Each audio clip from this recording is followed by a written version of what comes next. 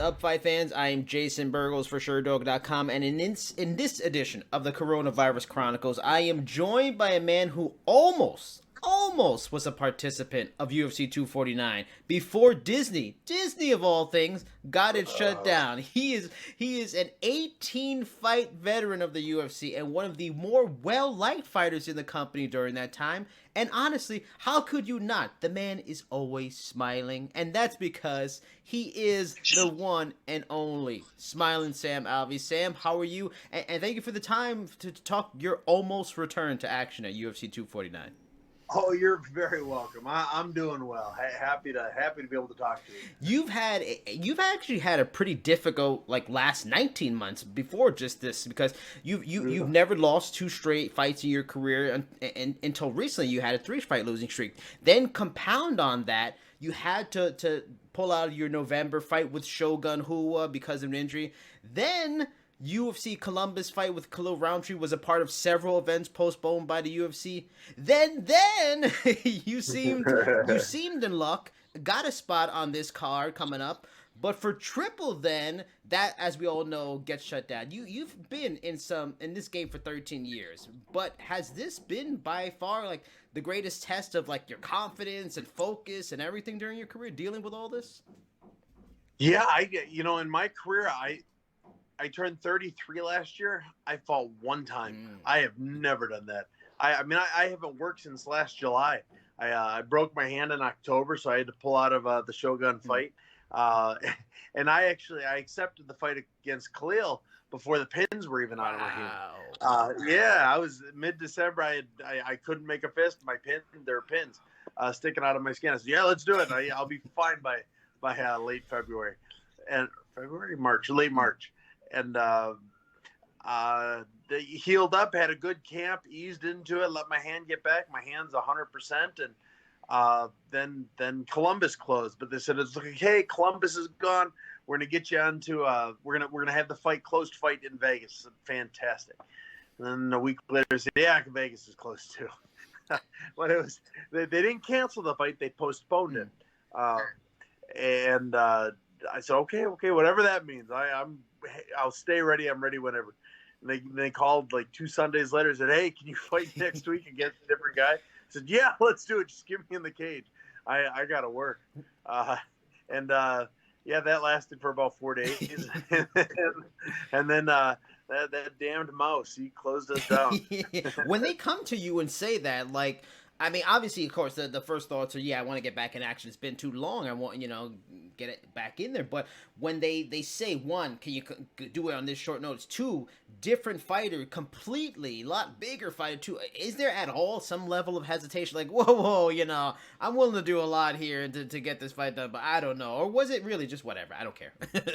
It really was, yes. It's always been the case with me. I've just always said yes, and I've taken some really stupid fights on short notice. In my head, I'm the greatest fighter that's ever lived. I can beat anyone on any day. You give me 10 pounds and 42 pounds to cut, and I'll do it, and I'll win. It's bit me in the butt a few times, but I really did feel comfortable with this. I never took any time off. I was training. I was training for a different guy. I was training for Khalil when they offered me Span. But I was training, and I was ready to do it. And so I was so excited. And then I was the first fight on the card. I was going to be the first, sporting event, anything in the world after about 4 weeks of no sports. So I was really excited.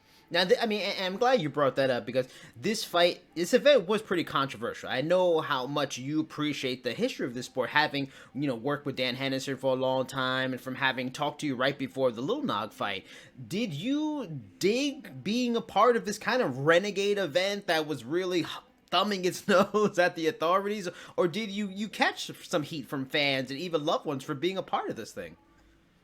Yeah, well, I've had a fairly controversial opinion on the whole virus, and I've said it out loud by mistake a few times, and I have been, oh my goodness, the internet is so mean. There is agree with them or get yelled at. So I have been yelled at a few times. So I wasn't going to say anything about fighting against the man or any of that. But I was excited about the event. I thought it was going to be very cool. How did you find out about the card being off? Was it like the rest of us? Dana White does his interview with Brett Okamoto for ESPN. Did they let you know in advance, and when that too was not an option after all these previous things, the Khalil Roundtree, the Shogun fight, all these things falling through? What was your thoughts? Like, come on, like what did you say? Actually, I did an interview with who was it? I did an interview earlier in the day, and then they hit me up on Instagram. Sam, I'm so sorry to hear your fight's canceled. I said, my fight's canceled? What are you talking about? So it was a mad dash. I texted my wife, said, apparently the fight's off. And so between the two of us, we found the interview, we found everything, saying, oh, rats, it is off. It was a bummer. It was quite the letdown. Of all these various setbacks, which was the hardest to deal with? Was it missing out on facing Shogun, possibly one of his very last, if not his last fight? Was it, this last one, since you've been out of action for nearly 9 months and want to get back there? Of these various things, does one sting more than the other one? The Shogun one hurt, but that was because I broke my hand. Yeah. So that one, like, literally it hurt the most. But this last one, where I was going to be on the card, everything was lined up. My wife and I haven't worked since June or July of last year. We've been counting our pennies, really budgeting to make sure we got to the fight. And then Corona happened, and I said, well, shoot, I might not fight till July. I said, well, you can't make it to July. I had to start getting ready to apply to Costco or Jack in the Box or anything around town that's still open. And then the fight came up. I said, thank God, his plan's always better than mine. And then 4 days later, it was canceled. Like, son of a bitch, God bless him. Just tell me what your plan is. Is there? Do you start feeling a pressure? Cause for me, like I have this job, I have a regular day job, but I feel my insecurities with it just because that's the nature of what's going on right now. Now that this fight fell through, I'm sure this was your primary source of revenue. You have quite a few mouths to feed. Are you feeling the stress now? Now that this still didn't work out, like shit, man, I've really got to make these ends meet for a while now. Yeah, no, I definitely feel it.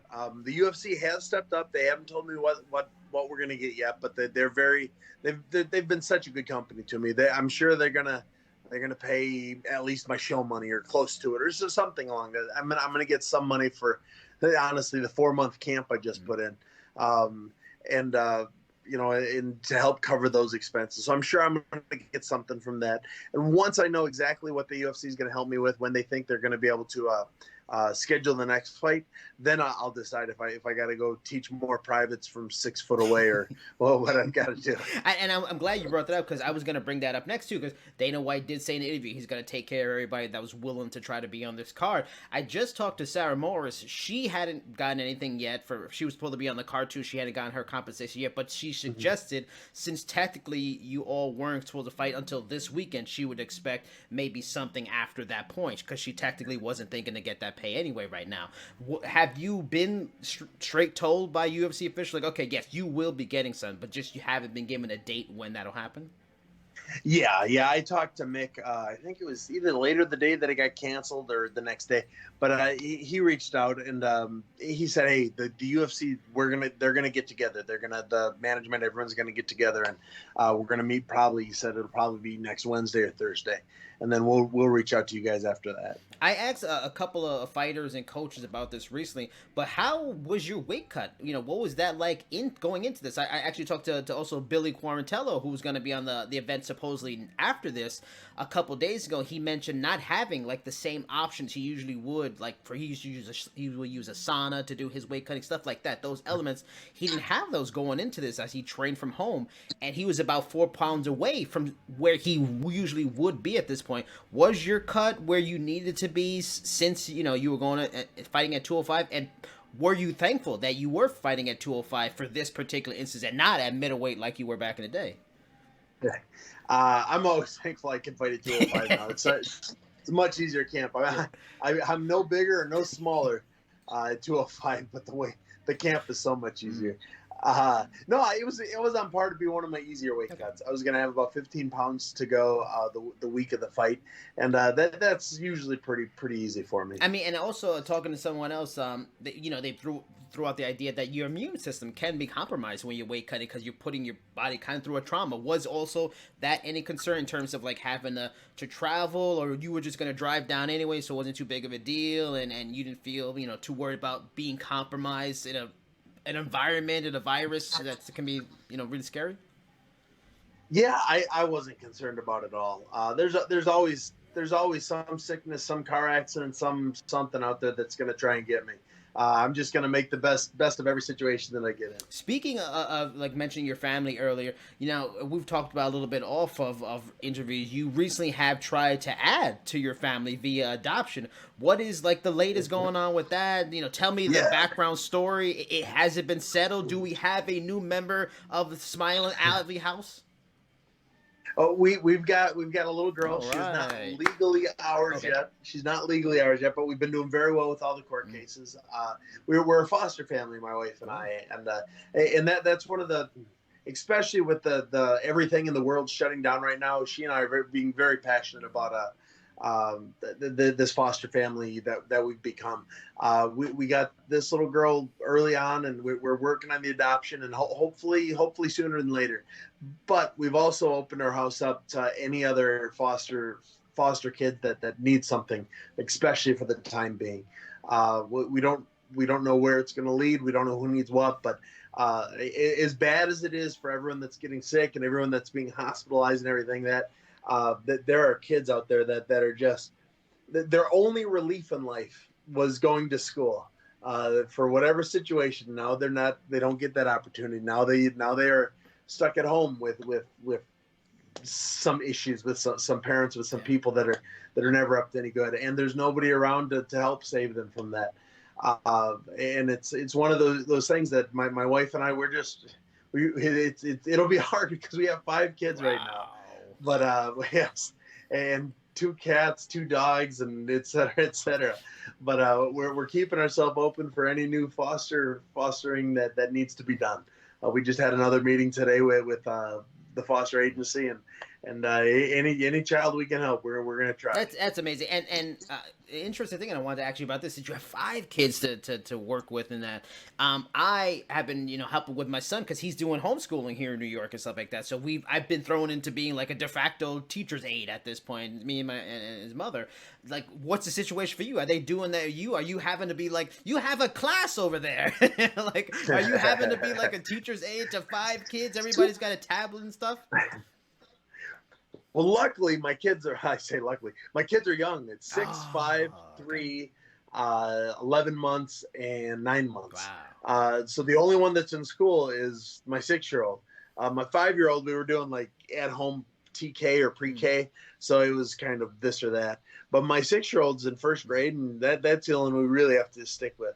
And it's so nice not having to do Common Core. I'm teaching her actual math, teaching her how to do real math. So she'll be more prepared than most come school next year. Now that's a lot of people. That's a lot of people, a lot of living organisms. You got all the pets and everything. Like, what have you guys been getting up to while we're all at stay-at-home orders and keeping busy? Are we having like cowboys and Indians battles? Are we having some cosplay? Like, what is the Alvey family doing to pass the time in this craziness? We're keeping busy. I mean, there's plenty of parks that are closed, but plenty of fields that are open.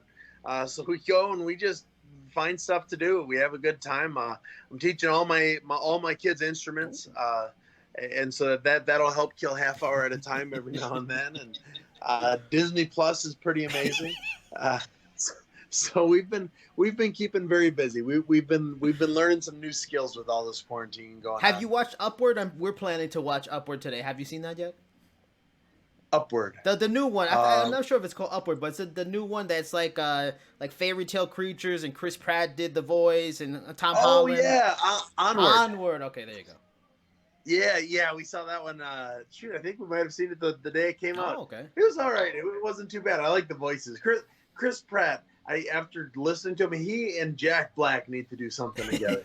Their voices were very good. But would be great together. And one last thing. I mean, a lot of people I've talked to people about this and stuff like that. What was like your training like for this fight coming up, especially since it's you had your opponent change. Like a lot of people are training at home. All the gyms are closed. Like, what was your experience? Like, was it refreshing in ways? Was there certain things you're like, yeah, this cannot be mimicked anywhere else other than the gym, and to change in height and all this kind of stuff? Like, what was your training experience like? And were you almost in a way relieved the fight didn't happen because it's far from optimal training?